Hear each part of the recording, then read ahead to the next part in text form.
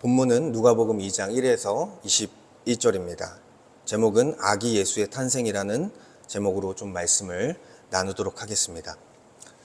아기 예수의 탄생을 기념하는 이 성탄절은요, 본래 하나님께서 인간을 향해 베푸신 가장 위대한 은혜의 사건을 기억하는 날이었습니다. 그러나 오늘 우리의 성탄절 이 현실을 돌아보면요, 성탄절은 점점 예수님 중심이 아니라 사람이 중심이 된 축제의 날로 변질되어 가고 있습니다.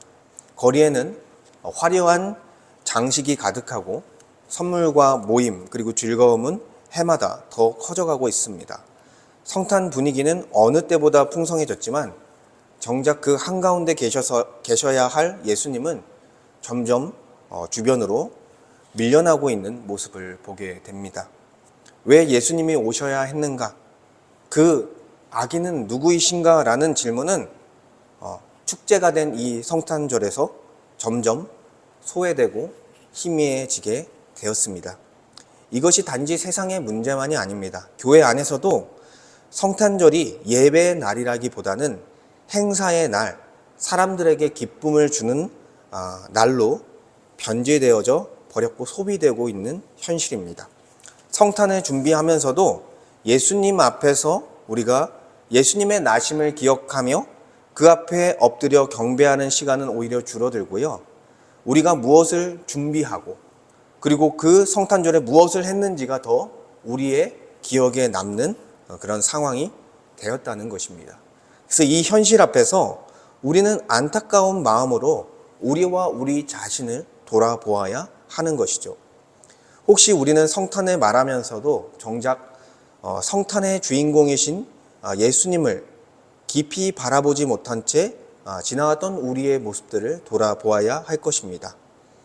그리고 잠시 우리가 멈춰 서서 예수님의 오심과 또한 그 구원의 의미를 그리고 하나님의 사랑을 잠시 멈춰서 더 그 은혜를 기억해야 되는데 분주함 가운데 그렇지 못한 우리의 모습을 돌아보아야 할 것입니다.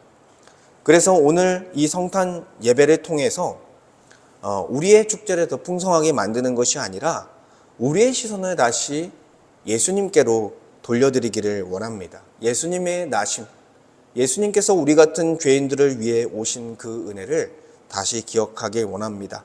그리하여 이 성탄의 주인공이 우리가 아니라 예수님이 되시는 그 예배의 시간이 되길 원합니다. 첫째로 1절에서 7절을 보면 예수는 구약의 약속대로 태어나시다라는 내용입니다. 예수님이 인간의 몸으로 나실 때 로마 황제는요, 본문에 나와 있는 것처럼 가이사 아구도스라는 사람이었습니다. 로마 시대 최초의 황제라고 이야기할 수 있는데요. 바로 옥타비아누스, 그렇죠? 세계 역사에서는 옥타비아누스라는 그 사람이 황제로 있을 때 예수님께서 태어나게 되었습니다. 그는 영을 내려, 그러니까 명령을 해서 천하에 다 호적을 명령했습니다. 호적을 명령한다는 것이 그렇죠. 가구와 그리고 집에 누가 사는지 인구를 조사하는 거예요. 그래서 각 집마다 몇 명이 사는지를 다 조사하겠습니다. 이 호적 명령의 의미는요, 여러 가지가 있지만 세금을 징수하기 위한 목적이 있어요. 그렇죠. 세금을 징수하기 위해서. 그리고 그 왕권의 통치, 황제의 통치를 강화하기 위한 의미도 담고 있습니다. 그리고 그 황제의 권력을 행사하는 수단으로서 이 호적 명령을 이렇게 행하는 것이죠. 그래서 이 세상 나라인 로마 제국에 힘을 나타내려, 그렇죠? 힘을 나타내려 이러한 호적 명령을 내린 것입니다. 그래서 이제 요셉, 그렇죠? 다윗의 후손 요셉도요, 호적 조사를 위해 갈릴리 나사렛 동네에 있다가 유대를 향하여 베들레헴이라 하는 다윗의 동네로 약혼자 마리아와 함께 올라가게 되었다라고 이제 말씀은 설명하고 있습니다. 여기서 이제 베들레헴이라는 장소가 나오는데 이 베들레헴에 올라간 이유는 뭐냐면 미가서 5장 이전의 말씀을 하나님의 섭리 속에 그 약속을 성취하기 위해서 올라간 것입니다. 미가서 5장 2절을 보니까 베들레헴 에브라다야 너는 유다 족속 중에 작을지라도 이스라엘을 다스릴 자가 날이 차서 내게서 내게로 나올 것이라. 그의 근본은 상고의 영원에 있느니라 라고 말씀합니다. 그러니까 이스라엘을 다스릴 하나님 나라의 왕으로서 오실 그 예수가 어디서 나신다고 말씀하고 있는 거예요? 베들레헴에서 나신다라고 이미 미가서 5장 2절에 예언되어 있다는 것입니다. 그리고 그분은 어떤 분이라고 말씀합니까? 그분의 근본은 상고 아주 오래된 옛날에 영원에 있다라고 설명합니다. 영원에 있다. 그러니까 영원이라는 것은 시간적 개념이 아니죠. 그냥 원래 존재하는 분이신 거예요. 그래서 그분은 하나님의 아들로서 이미 존재하고 계신 영원 안에서 존재하시는 분이시다. 근데 그분이 베들레헴에서 나게 될 것이다라고 말씀하고 있는 것이고, 그것을 성취하기 위해서 요셉과 그의 약혼녀 마리아는 이 베들레헴으로 올라오게 된 것입니다. 그리고 요셉을 설명할 때 다윗의 집의 족속이었다라고 설명합니다. 예수님은 누구의 후손입니까? 다윗의 집 족속, 즉 약속대로 다윗의 후손으로 오셨습니다.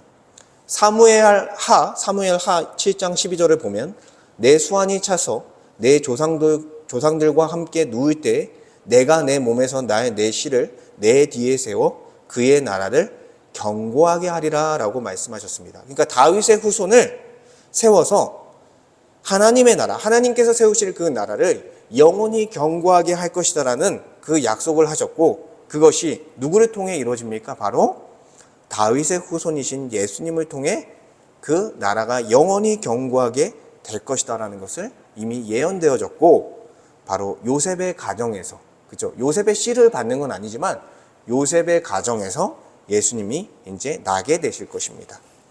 그리고 호적 조사를 통해서 세상 나라가 이제 권세를 떨칠 때 이 세상 나라의 큰 권세 속에 역설적으로 이 세상을 구원하시려 오신 진정한 왕, 참된 왕이 나셨다라는 거예요. 매우 역설적입니다. 그 로마 황제는 매우 큰 힘을 가지고, 그렇죠, 세상에 자기의 명성을 떨쳤지만 예수님은 아주 작은 아기 예수로 태어나셔서, 그렇죠, 아주 겸손한 모습으로서 나오시는 그 모습이 매우 역설적이다라고 할 수 있습니다. 이어서 나오는 5절에 보니까 그 약혼한 마리아와 함께 호적하러 올라가니 마리아가 이미 잉태하였더라라고 말씀합니다. 그러니까 잉태했다라는 것은 애를 갖게 됐다라는 거예요. 뱃속에 아기가 있다라는 것이죠. 근데 아직은 요셉과 마리아는 약혼한 상태이기 때문에 어떤 성적인 관계를 맺지 않았습니다. 그런데 마리아가 잉태하게 됐다라는 거예요. 이것은 사람의 정자를 통해서 잉태된 것이 아니라 성령을 통해 잉태되었다는 것을 보여주는 것입니다. 그래서 누가복음 1장, 2장 앞에 있는 1장 35절에 보니까 천사가 대답하여 이르되 성령이 내게 임하시고 지극히 높으신 이의 능력이 너를 덮으시리니 이러므로 나실 바 거룩한 이는 하나님의 아들이라 일컬어지리라 라고 말씀합니다. 그러니까 성령이 임하시고 그의 능력으로 잉태할 것을 이미 약속했고, 그가 바로 하나님의 아들인 것을 천사가 예언한 것이죠. 그래서 이것이 신비입니다. 사람의 몸을 입고 하나님의 아들로 오기 위한 신비를 하나님은 이 마리아의 잉태를 통해서 가능하게 하신 거예요. 그래서 예수님께서 참 하나님이자 참 인간으로 오실 수 있는 모든 조건을 마련해 주신 것입니다. 처녀의 잉태도요, 이 마리아의 처녀의 잉태도 구약에서부터 약속되어졌습니다. 갑작스럽게 나온 게 아닙니다. 이사야 7장 14절에 보니까 그러므로 주께서 친히 징조를 너희에게 주실 것이라. 보라, 처녀가 잉태하여 아들을 낳을 것이요 그의 이름을 임마누엘이라 하리라. 아멘. 그렇죠? 이사야 말씀에 메시아에 대한 징조를 줄 것인데, 그 메시아가 누구를 통해 태어난다? 처녀를 통해 잉태하여 아들로서 낳게 될 것이다라고 약속되어져 있어요. 그리고 그의 이름을 예수의 별칭인 임마누엘이라 할 것이다 라고 말씀하셨습니다. 임마누엘은 하나님께서 우리와 함께 계시다. 그러니까 예수님을 통해서 우리가 다시 하나님과 함께하고 하나님의 통치를 받고 하나님의 은혜 속에 살아갈 수 있는 역사가 임하기 때문에 그분의 이름이 또 임마누엘이라고 불려지는 것이죠. 그래서 예수님은요, 인류 전체의 죄의 형벌을 대신 지시기 위해 신비로운 모습으로 오신 것입니다. 참 하나님이자 참 인간으로서 오셨는데 바로 처녀의 몸을 통해 잉태하는 방식으로서, 우리가 좀 이해하기 어려운 방식으로서 그렇게 태어나신 것입니다.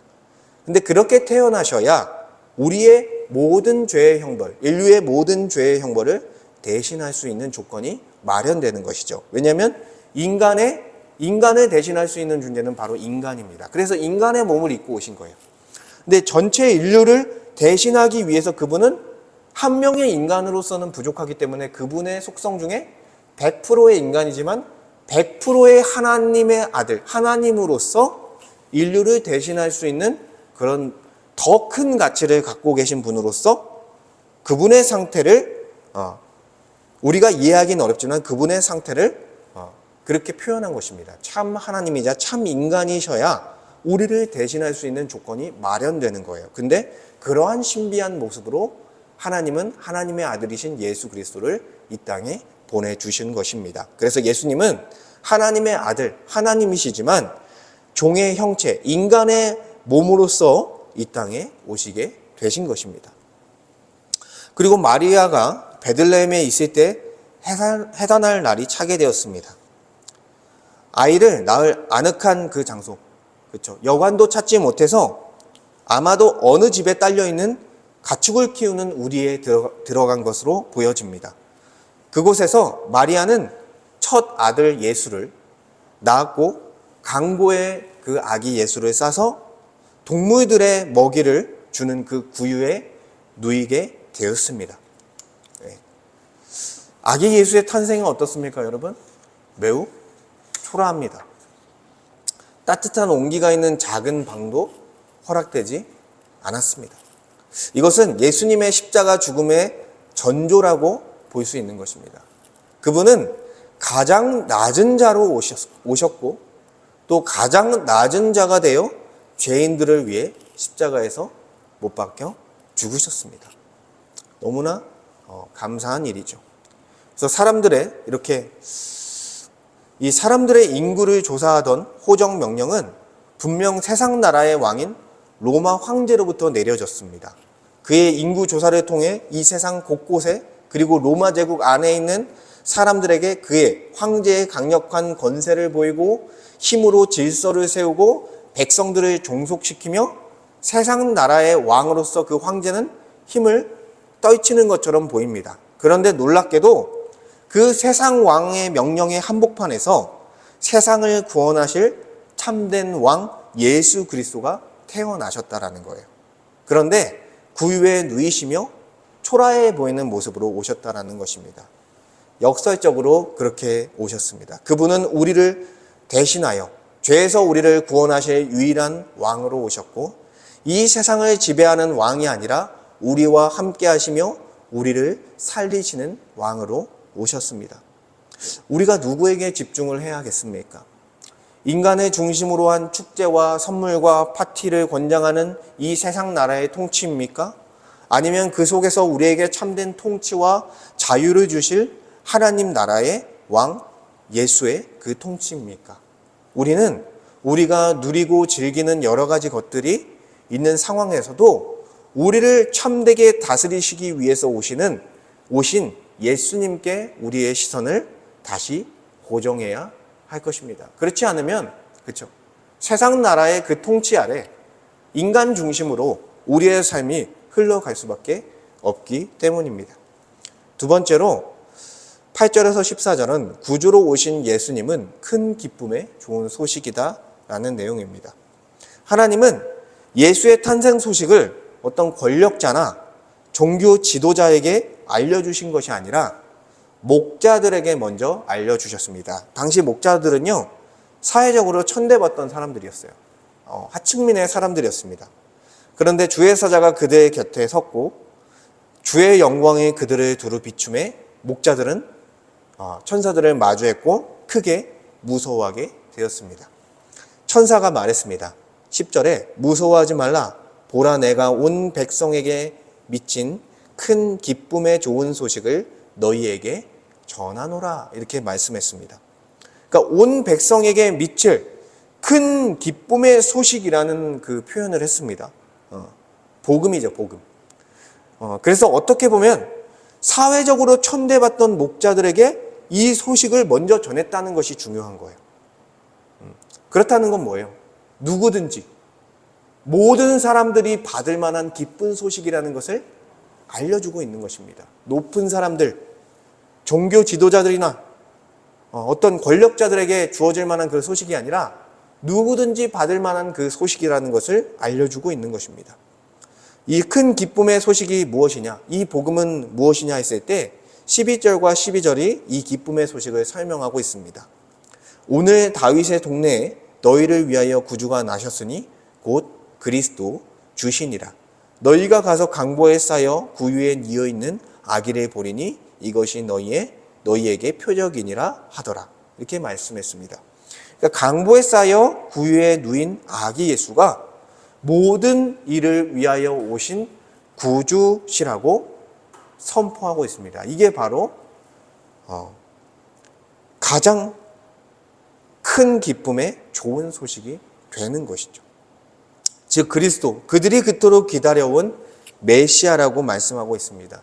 죄와 사망의 권세로부터 모든 사람을 구원할 하나님 나라의 왕이 바로 구유에 누여 있는 구주라고 말씀하고 있는 것입니다. 그리고 호련히 수많은 천군, 하늘의 군대와 천사가 함께 하나님을 찬송했습니다. 지극히 높은 곳에서는 하나님께 영광이요, 땅에서는 하나님이 기뻐하신 사람들 중에 평화로다라고 하며 찬양했습니다. 예수님의 오심은 지극히 높은 곳, 하나님이 계신 그 천상에서도 영광이 되는 일이고, 이 땅에서도 하나님이 기뻐하신 사람들, 하나님이 택하셔서 하나님이 백성이 된 사람들 중에서는 평화가 되는 것입니다.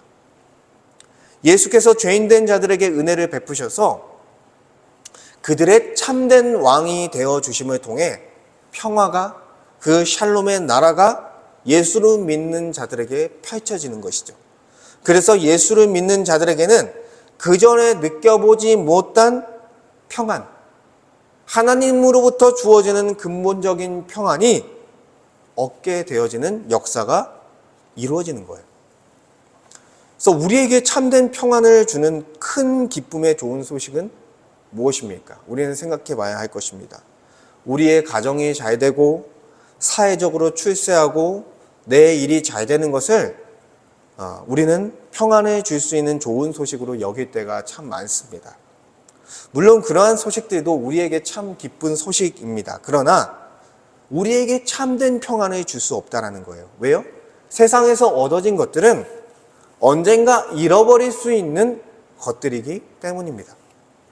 성경에서 말하는 참된 평안은 우리의 구원자이자 우리의 주님이신 예수님을 통해 얻어지는 평안입니다. 그분의 참된 통치, 그 다스림 속에 얻어지는 평안입니다. 그래서 예수님을 만나도요, 외적으로는 어떻게 됩니까? 외적인 위치와 우리의 외모와 우리의 지위는요, 크게 변하지 않습니다. 그렇죠? 그러나 우리의 내면은 어떻습니까? 예수님을 믿고 우리가 만나게 되면 우리의 내면은 완전한 변혁이 일어납니다. 옛 본성에서 새 본성이라는 그 존재로 완전한 변혁이 일어나서 죄와 사망의 권세 아래 짓눌려 살아가던 우리의 영혼에 예수를 통해 빛을 비춰주시고 우리를 그 죄와 사망의 권세에서 우리를 건져내 주시고 하나님의 다스림 속에서 참된 평안과 안식을 누리고 살아갈 수 있는 은혜가 우리에게 주어지게 되는 것입니다. 그래서 하나님으로부터, 예수님으로부터 주어지는 그 평안이요, 우리를 어떻게 살도록 하는 거예요? 하나님의 영광을 위해 살 수 있는 원동력이 되는 것입니다. 주님으로부터 온 그 평안이 우리가 정말 주를 위해 살아갈 수 있는 그 인생으로서 그런 방향성과 그런 목적을 갖고 살아갈 수 있도록 원동력이 되어지는 거예요. 그렇기 때문에 우리에게 정말 큰 기쁨의 소식은요, 이 복음 자체, 우리 주 예수 그리스도 그 자체라는 것입니다. 그래서 내가 잘 되고 내 가족이 잘 되고 내가 출세하고 이것이 복된 소식, 기쁜 소식이 아니라 정말 우리에게 가장 큰 기쁨의 좋은 소식, 그 복음은요, 예수께서 우리에게 오셨다. 예수께서 우리의 구주가 되셨다라는 소식이 우리에게 큰 기쁨의 좋은 소식이다라고 할 수 있는 것입니다. 세 번째로, 예수님을 통해 하나님은 영광과 찬송을 받으신다라는 내용 15절과 21절에 나와 있습니다. 천사들은 하늘로 올려졌습니다. 그리고 목자들은 천사들의 말을 따라 베들레헴으로 이제 나아갔고, 그 천사들이 말한 일을 보고자, 그 이루어진 일을 보고자 마리아와 요셉을 찾아 나아갔습니다. 그리고 구유에 누인 아기를 찾게 되었습니다. 그리고 목자들은 천사들이 자기들에게 이 아기에 대하여 말한 것을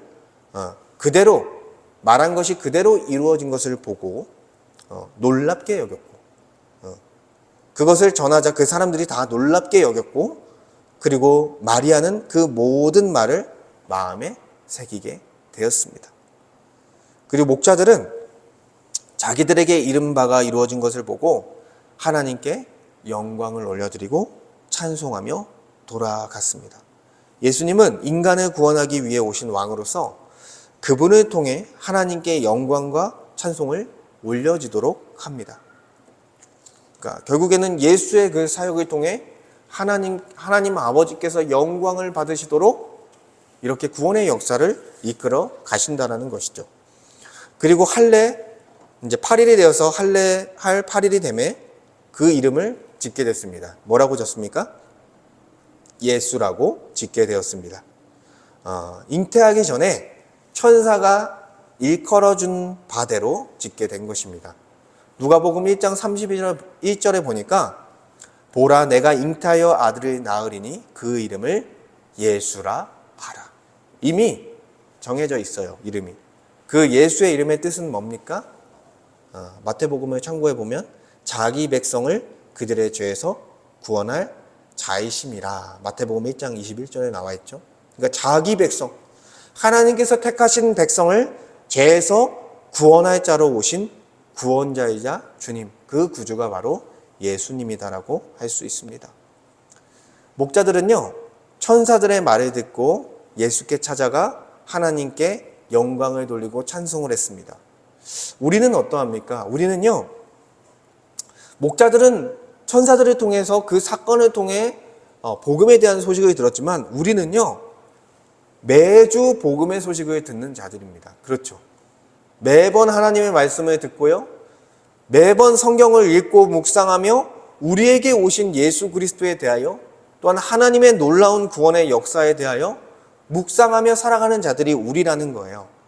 그런데 우리는요, 이렇게 하나님의 말씀을 통해 복음에 대해 더 깊이 있고 더 풍성하게 알아가고 있음에도 불구하고 하나님께 영광을 돌리고 하나님께 찬송을 올려드리기보다는 여전히 자신이 중심이 되어 자기에게 집중하며 살아갈 때가 많다라는 것입니다. 더 넘어서 오히려 자기의 영광을 구하고 자기의 영광을 드러내고자 하는 우리의 죄된 본성이 더 드러날 때가 많다라는 거예요. 그렇기 때문에 우리가 오늘 말씀을 통해 이 목자들의 태도를 통해서 우리가 반성해야 될 부분은 무엇입니까? 다시 우리가 예수 그리스도께 시선을 돌리는 것입니다. 하나님의 말씀을 통해 또 말씀을 듣고 묵상하고 우리가 그 말씀을 통해 복음의 깊이를 더 깊이 알아가고 그 풍성한 복음을 붙들음을 통해 나에게 집중하는 것이 아니라 나의 삶을 이끌어 가시는 우리 주 예수 그리스도께 시선을 돌려야 하는 것입니다. 그리고 내가 아니라 하나님께 영광을 올려드리는 그러한 인생으로서 우리의 삶을 변화시킬 필요가 있다라는 것입니다. 사랑하는 성도 여러분, 오늘 우리는 누가복음 2장을 통해 한 가지 분명한 사실을 보았습니다. 성탄의 중심은요, 사람이 아니라 예수 그리스도 이시다라는 거예요. 성탄은 세상은 성탄을 축제로 소비하고 있지만 하나님은요, 성탄을 구원의 사건으로서 우리에게 주셨습니다. 로마의 황제는 자신의 권세를 드러내기 위해 호적을 명령했지만 하나님은 그 한복판에서 세상을 구원하실 참된 왕 예수 그리스도를 보내셨습니다. 그 예수님은 왕궁이 아니라 구유에 누이셨고 권력자들이 아니라 목자들에게 먼저 알려지셨습니다. 사람의 영광이 아니라 하나님의 영광을 드러내셨습니다. 그러므로 우리는 오늘 이 예배를 통해 우리의 시선을 다시 예수님께로 돌리기를 원합니다. 예수님을 알아가고 예수님께 나아가고 예수님으로 말미암아 하나님께 영광을 돌리는 삶으로 나아가기를 소망합니다. 우리의 인생이 나 중심, 사람 중심이 아니라 하나님께 또 예수 그리스도께 나아가는 그러한 인생이 되길 원합니다. 잠깐 말씀을 생각하며 기도하기 원합니다. 우리의 인생이 나 중심, 사람 중심이 아니라 하나님 중심, 예수님 중심으로 나아가게 하여 주시옵소서. 우리가 즐기고 누리는 것이 중심이 되는 것이 아니라 예수님을 통해 하나님이 예배를 받으시는 것이 우리의 중심이 될 수 있게 하여 주시옵소서. 그리하여 우리의 삶의 모든 영광과 찬송을 나 자신이 아니라 하나님께 올려드리는 은혜가 있게 하여 주시옵소서. 이렇게 말씀을 생각하며 잠깐 기도하도록 하겠습니다. 아버지 하나님 감사합니다. 아버지 하나님 오늘 말씀을 통해서 주님이 이 성탄에 대한 바른 의미와 또한 목적과 방향성을 알게 하시니 감사합니다. 아버지 하나님이 주님 이 성탄절 예수 그리스도의 나심, 예수 그리스도의 오심을 기념하며 우리의 축제와 우리의 즐거움에 집중하는 것이 아니라 예수님의 오심과 예수님의 나심에 그것을 기억하며 정말 우리에게 죄와 사망의 권세에서 우리를 건지신 주님의 놀라운 은혜를 기억하고 그것을 붙들어야 되는 날인데 우리가 정말 축제의 날로서 우리가 행사의 날로서 분주한 날로서 이 성탄을 보내고 있는 듯합니다. 주님 우리를 불쌍히 여겨 주시옵소서. 아버지 우리의 삶이 나에게 정말 나의 중심에 있는 것이 아니라 예수 그리스도를 중심으로 그분께 시선을 돌리고 나아가기 원합니다. 정말 나를 바라보는 것이 아니라 나의 어떠함을 보는 것이 아니라 우리를 다스리는 또한 우리를 이끄시는 우리 주 예수 그리스도, 우리의 구주 되신 우리 주 예수 그리스도를 바라보는 그런 신앙을 갖게 하여 주시옵소서. 정말 주님 안에서 가장 기쁜 참된 큰 기쁨의 소식을 우리에게 주셨습니다. 우리를 죄와 사망에서 건져내신 주님의 가장 큰 그 복음의 은혜를 우리에게 주셨습니다. 아버지 하나님 그 기쁜 소식을 우리에게 주셨사오니 아버지 주님께 시선을 돌리며 나의 영광을 높이는 것이 아니라 하나님께 예수 그리스도로 말미암아 하나님께 영광을 올려드리는 그러한 인생으로서 우리가 살기 원합니다. 주님께서 은혜를 베푸시고 우리가 예수 중심으로 하나님 중심으로 살아가는 주님 하나님의 백성이 될 수 있도록 은혜를 베풀어 주시옵소서.